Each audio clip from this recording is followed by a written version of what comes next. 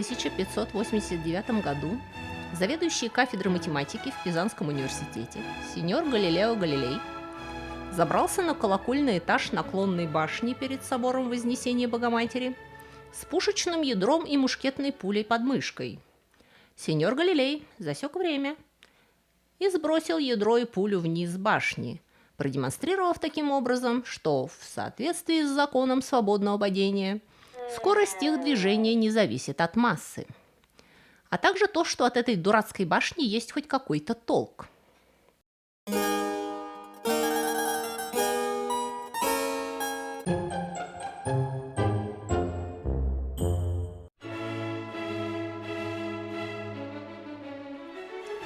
В те годы туризм в нашем современном смысле слова практически не существовал. Люди относились к путешествиям так, как они того заслуживали, как к неприятной, опасной необходимости. Были, конечно, горячие головы с АНН в крови, которые пускались плавать вокруг света для приколу, но таких были единицы. И люди, оставившие нам свидетельство о том, что они видели наклонную колокольню Пизы, а эта башня была на самом деле колокольней, по большей части не восхищались этим фактом, а беспокоились и раздражались. Для тех, кто оказывался в Пизе в XVI веке и видел перед собой это безобразие, становилось очевидным, что Пиза уже не та, что бывший величайший город Средиземноморья пришел в такое убожество, что даже колокольню толком построить не может.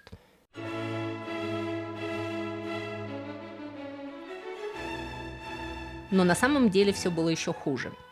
Падающая башня в Пизе не была результатом износа и заброшенности. Она принялась падать практически начиная с самого начала строительства. Город Пиза – это очень древний город на западном побережье Апеннинского полуострова.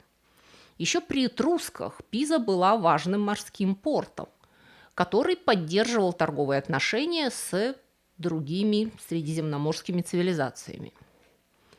То есть даже древнеримские авторы уже называли Пизу старым городом.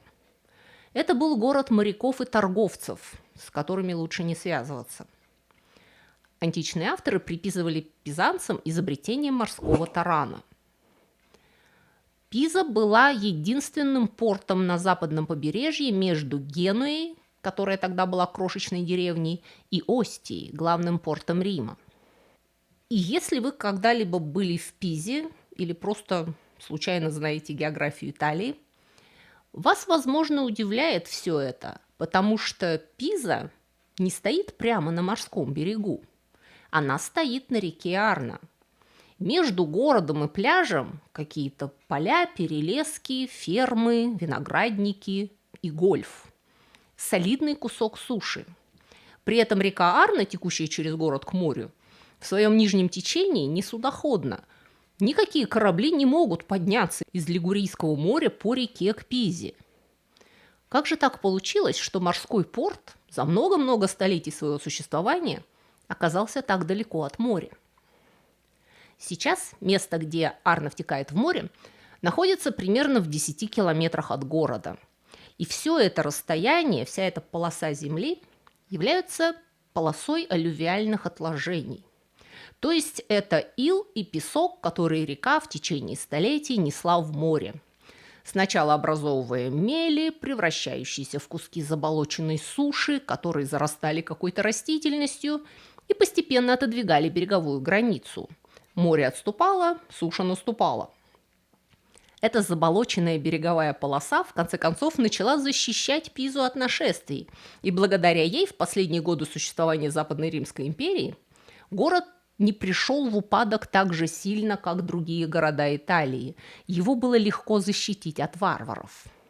Однако в 860 году Пиза была захвачена, не больше, не меньше, как викингами, под предводительством Бьорна Железнобокого. Но викинги не оставались в захваченных городах, грабили и плыли дальше. В X веке Пиза стала главным городом всей Тосканы.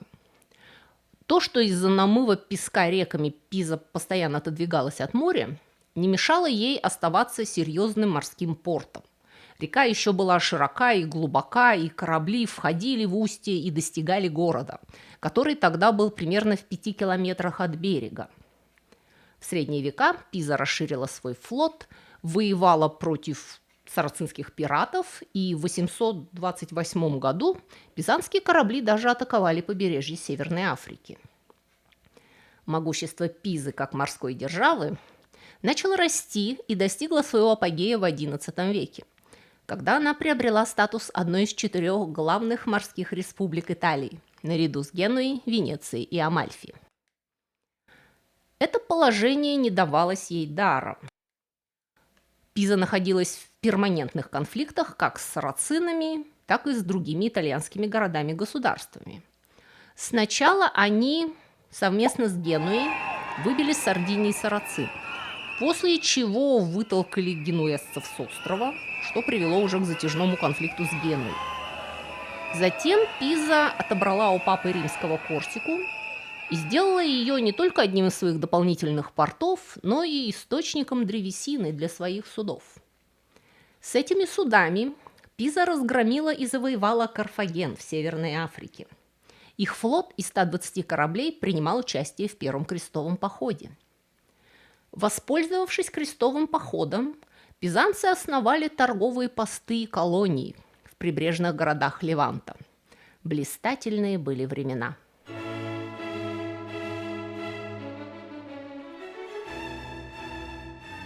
На деньги, полученные в боях с мусульманами на Сицилии и разграблении Палермо, в 1063 году город начал постройку своего кафедрального собора. Пиза пыталась конкурировать с Венецией не только в торговых делах, но и в культуре. И их собор Вознесения Богоматери должен был конкурировать с базиликой Святого Марка. Получилось неплохо. Пиза была международным городом, и ее главный храм отражал это смешение культур. Он включал в себя различные стилистические элементы – классические, ломбардские, византийские и даже исламские. Великолепное, величественное беломраморное здание. Храм был построен за пределами средневековых стен, демонстрируя, что город больше не боится никаких нападений. В конечном итоге на площади, названной Пьяцца деи Мираколи, полем чудес, вырастает целый храмовый комплекс, состоящий из большого собора, баптистерия, то есть крестильни под высоким куполом, кладбища Кампо-Санто и отдельно стоящей очень высокой колокольной башни, за сооружение которой примутся в последнюю очередь. Фактически колокольня должна была стать самой высокой в своем времени. И, вероятно, стала бы, если бы не помешали обстоятельства.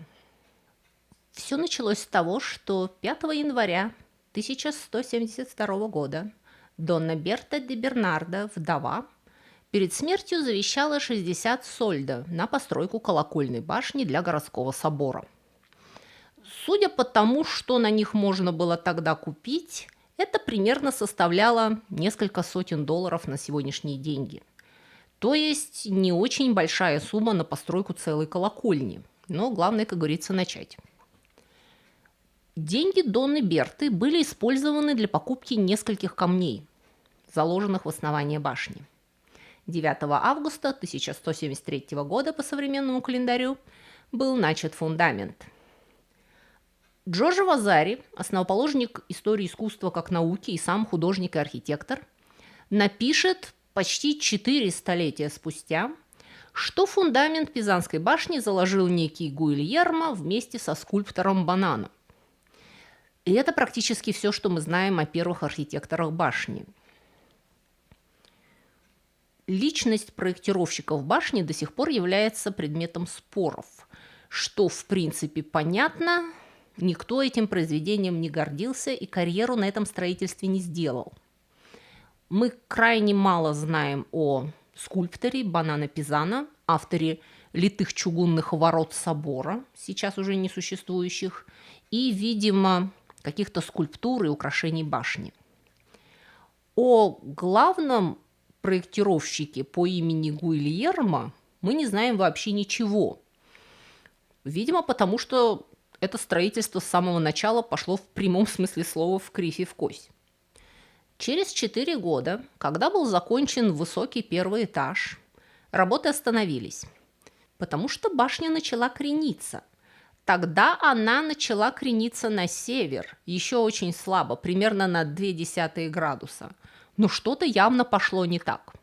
Грунт под башней с одной стороны начал проседать. Нам, конечно, легко с высоты прошедших лет из дивана обвинять строителей в том, что они оплошали и начали возводить тяжелую высокую башню на иле и глине. Но на самом деле их трудно в этом винить. Рядом же стоял спокойненько огромный собор и не падал. Что же не в порядке было со сравнительно небольшой, еще даже недостроенной башней? И тут нам приходит на помощь вся эта история, которую я рассказала в начале. История того, как город Пиза постепенно удалялся от моря. Если вы посмотрите на карту, то площадь чудес, на которой стоит храмовый комплекс, находится примерно в 10 километрах на восток от Лигурийского моря и примерно в километре на север от реки Арно, которая в него впадает. Когда-то в древности, когда Пиза еще не существовало, на этом месте было море, потом устье реки, потом построили город. Верхний слой грунта под городом состоит из 10 метров отложений, образованных веками впадения в море пресной воды при наличии, ко всему прочему, соленых приливов и отливов.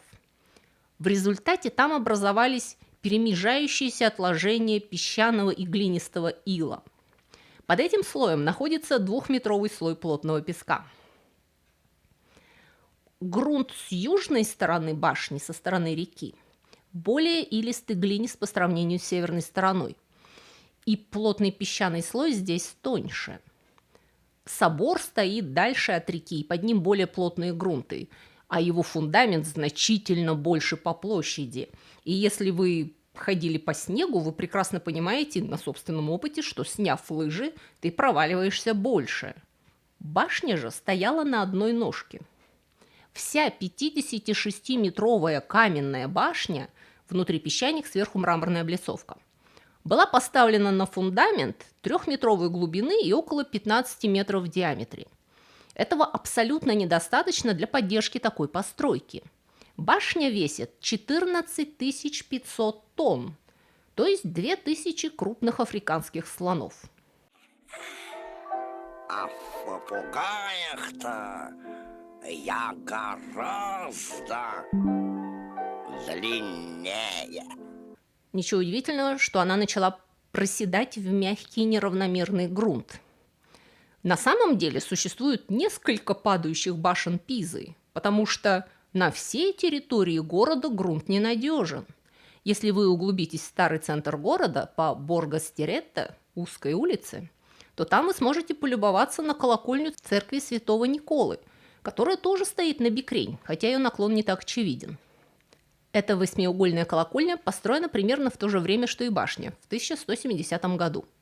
А колокольня церкви святого Микеле дей Скальци вообще вызывает легкий приступ морской болезни и вопросы, что мы вчера пили. Она заметно наклонена. То есть построить в Пизе наклонную башню было легче, чем прямую. Мы не знаем точно почему, но в 1178 году постройка башни прервалась почти на 100 лет. Все это время Пиза почти непрерывно воевала с другими торговыми городами-государствами за доминирование в Средиземноморье, и ей было не до колокольни с проблемами. И эта проволочка в строительстве почти наверняка спасла башню, потому что пока Пиза воевала, башня утаптывала грунт.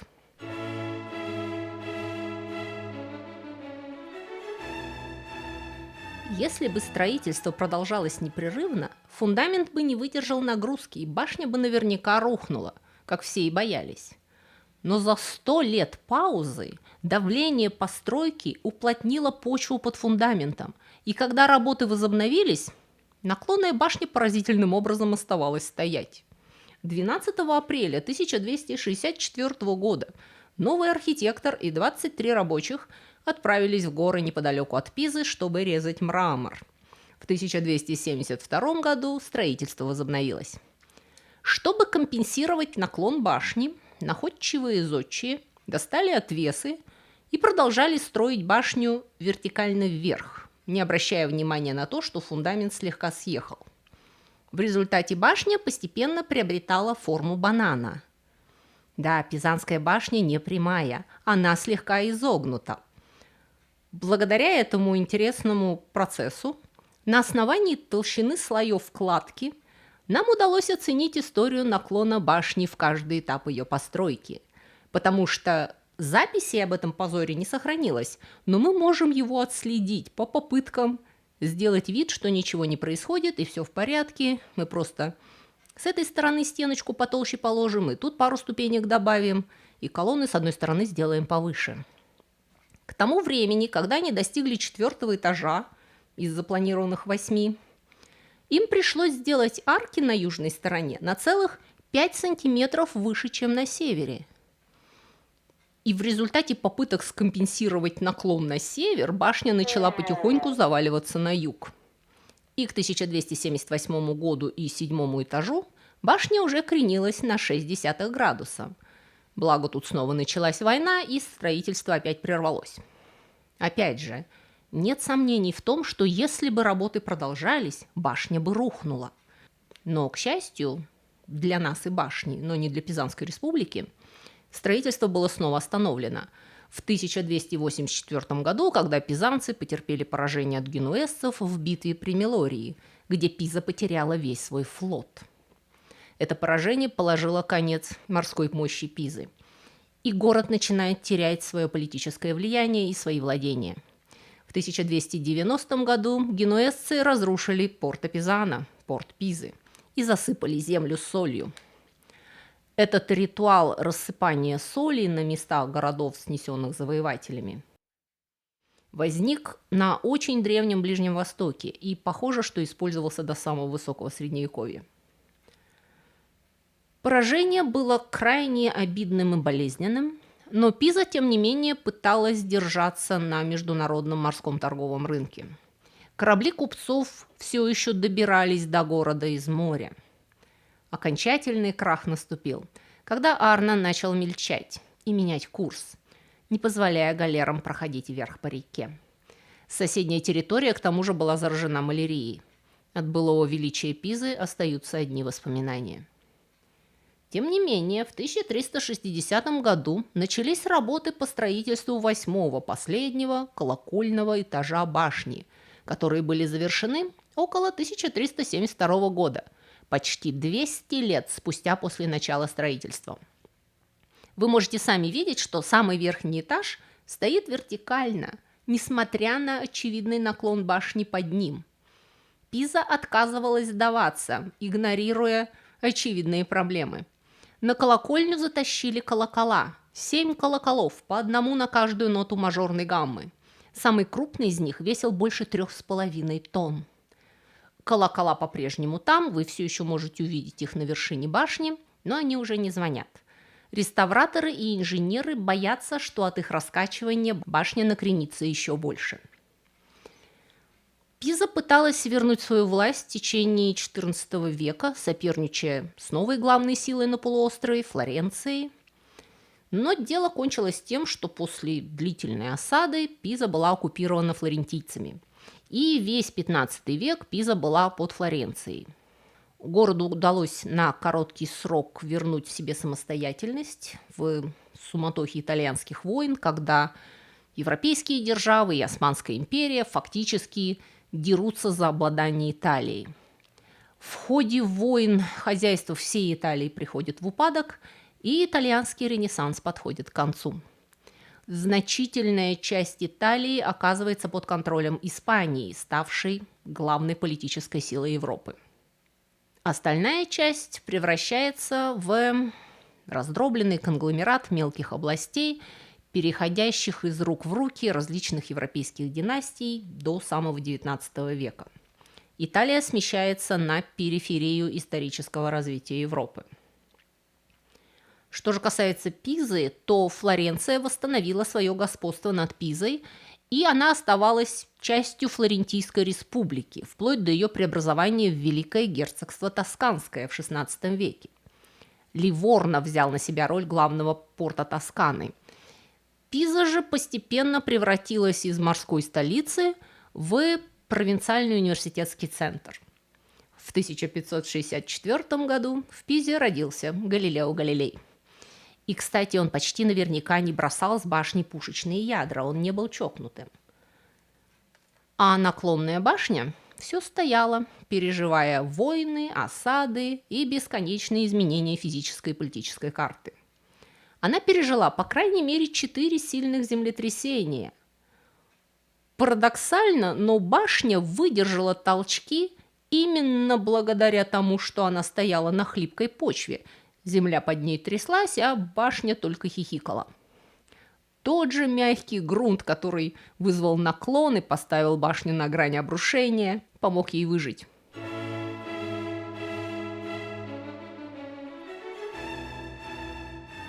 Напоминаю, что до XIX века наклон башни нигде официально задокументирован не был. И современные ученые, историки, инженеры, могут его оценить только по косвенным данным.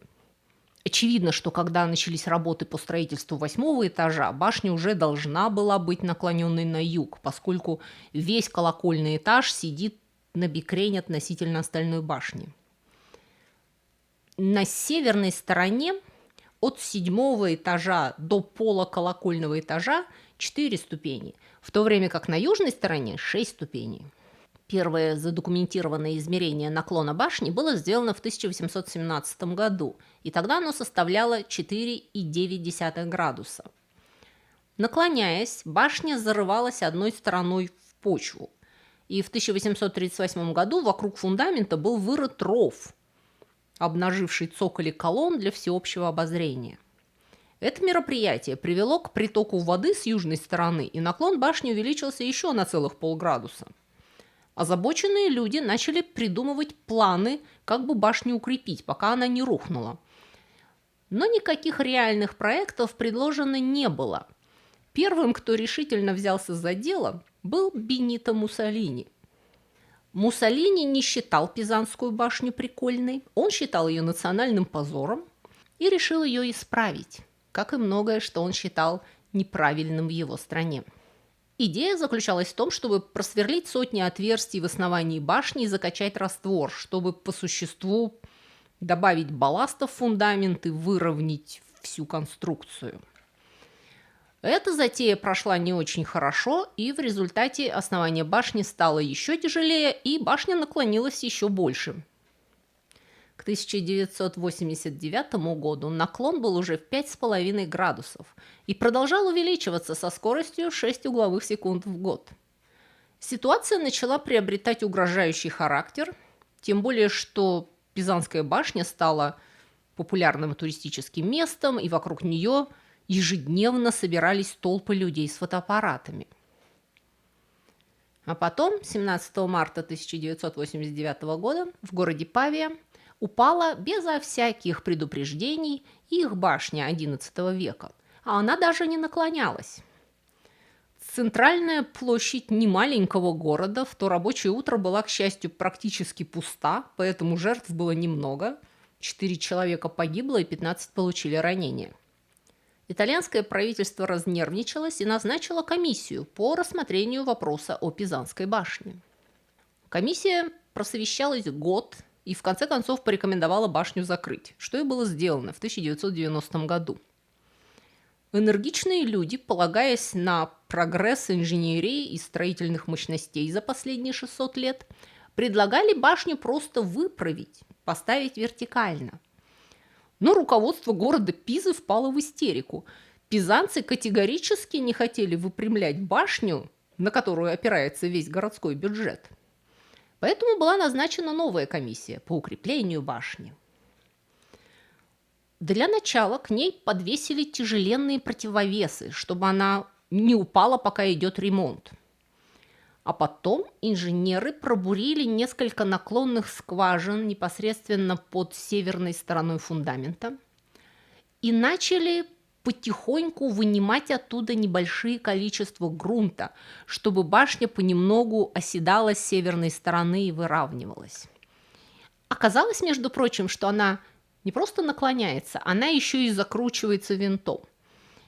Ну, в общем, после выполнения всех этих работ башня выпрямилась на 38 сантиметров. Отклонение верхушки от вертикали. Она была вновь открыта для публики в 2001 году. И сейчас вы можете, если у вас нет клаустрофобии, подняться по винтовой лестнице на самый верх колоколам. И я лично бы не полезла, но я бы под ней стоять не стала. Хочу заметить еще раз, что в мире существует больше десятка непреднамеренно наклоненных старых башен. И не так давно выяснилось, что даже Биг Бен начал наклоняться, и скоро это станет заметно невооруженным глазом. Почему же Пизанская башня стала такой знаменитой? Не только потому, что она очень хороша собой. Это действительно эффектное и довольно необычное в архитектурном смысле сооружение. А потому что она не просто была построена, а потом наклонилась. Веками люди знали, что башня падает, но они не бросали работу и не начинали заново. Они продолжали, несмотря на кривизну, строить башню вверх, так вертикально, как могли. Пизанская башня – это великолепный пример того, как нужно не сдаваться, а, признавая свои предыдущие ошибки, упорно пытаться их компенсировать и строить дальше, и расти. И если быть достаточно упертым и верить в себя, то можно победить даже земное тяготение и превратить свой самый большой недостаток в самое большое достоинство. На сегодня у меня все. Ставьте лайк и подписывайтесь на мой канал, если вам интересны такие истории. Дальше будет реклама моих других проектов. Всего вам доброго. До новых встреч.